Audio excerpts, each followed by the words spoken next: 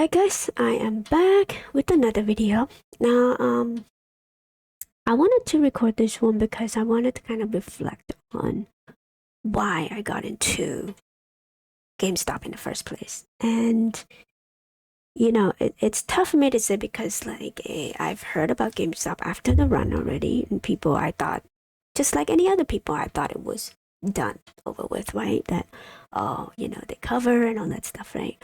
But then, I started to look into what is the biggest and the best investment that I could put my money in for over a decade or so, right? Because I'm not in a hurry to take my money. And on top of that, I have some fun in my Roth IRA. I wanted to kind of invest in the best way possible. And now I make some money on the run of AMC because I explained it to you before that AMC was originally the recovery play for me. And I did take some profit and kind of run with it for a while.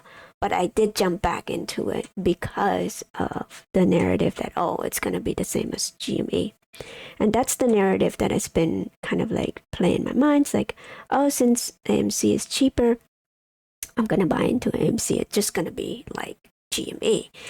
And, before this, I didn't know. I did not know. I was just believing in the, narrative and didn't even look into, who Ryan Cohen is and what is GameStop is all about. And so I did.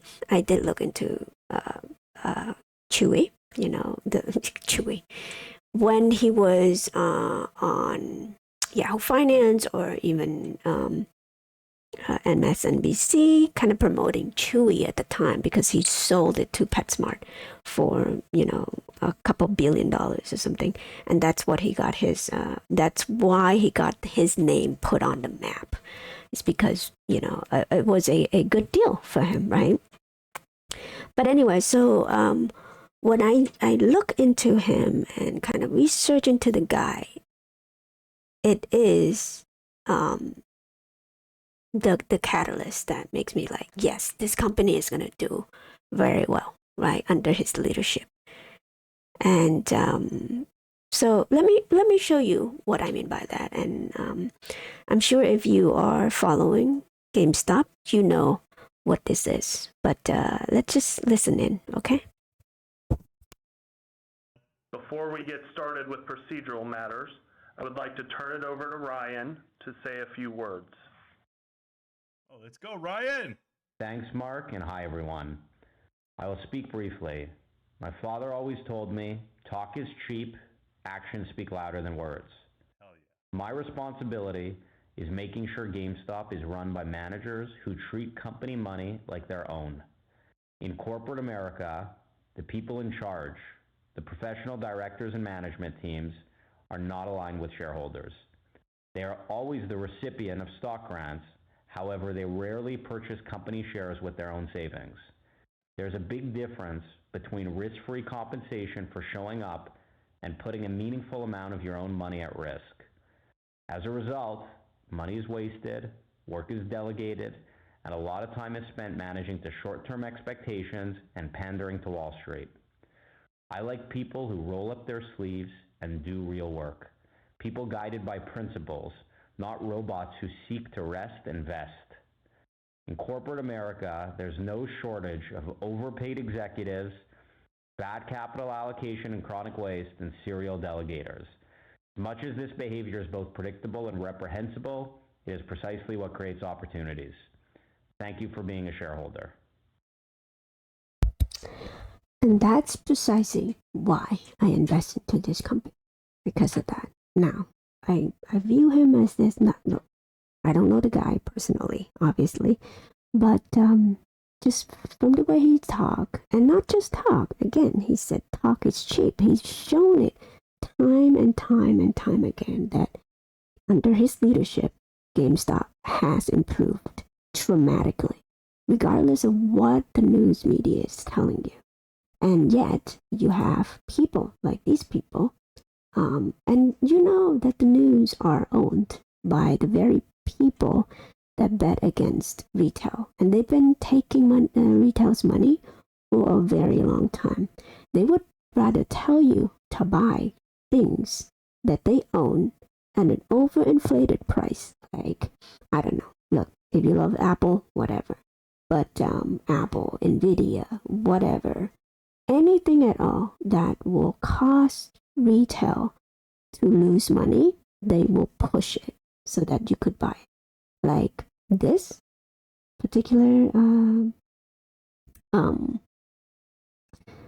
studio or whatever establishment, and CNBC is the one that pushed AMC out to people. You know, the interview with Adam Aaron and all that stuff, and kind of fluff him to be the silverback and all that stuff, right? It was from that media piece. And that's what telling to me as well, that these people are in cahoots, you know, with what is happening to AMC right now. And the fact that they couple AMC with GME, just like this, right, is a tactic for people to be confused and go to AMC rather than GME. And I believe in the narrative, right? And thank goodness, you know, you have people like Moran's Rants and people who have do their research, their own research. Oh, well, I did my own research too. That, you know, it's not all Moran's Rants here, but hugely though, it was because of his video that I started to question Adam Aaron intent, and kind of like more and more seeing what is going on in the news media too. And this video right here as well, kind of like I watched him as well. And you know, for those of you who don't know who he is, he's an amazing artist, and also have an NFT market, NFT. Go look for him. Go subscribe to him if you haven't already, which I doubt it. If you subscribe to me, you probably subscribe to him as well. But this video kind of sum it up, right? The whole thing was orchestrated to drive value away, or volume, away from this particular stock. Okay.